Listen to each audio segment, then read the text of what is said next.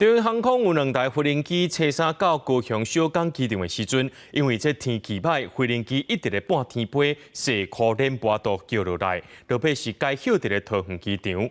民航局表示，讲这天气无好，换所在休落来是符合飞安的选择。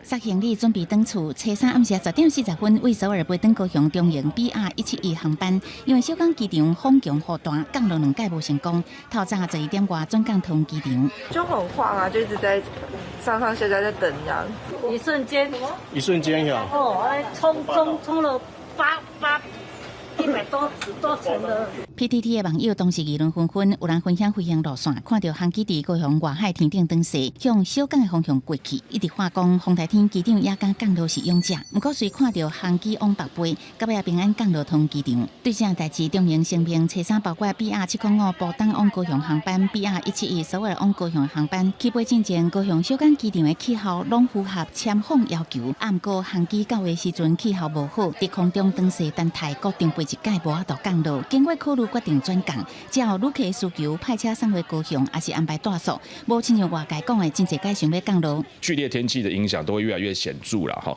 所以其实不管是在这个航空公司或者我们个人旅客上面，其实都应该思考一件事情，就是说，是不是我们在台风期间或者有些剧烈天气的时候，是不是可以把这个航班做个延后，或者是取消？我觉得这是最大程度的保障。经国际技术分析，各间公司有无共操作流程，有公司规范降落一届无成功，就要马上转港。那是中营伫2016年梅季风台期间，不因为天气新风超过标准，一家组员超时去予民航局处罚。这届风台转港事件嘛引起外界关心。民航局回应，降落过程若做有无安全因素，技术选择停飞还是转港的处理，应该爱甲支持。另外，民航局嘛提醒业者，面对气候无好，应该保守签牌。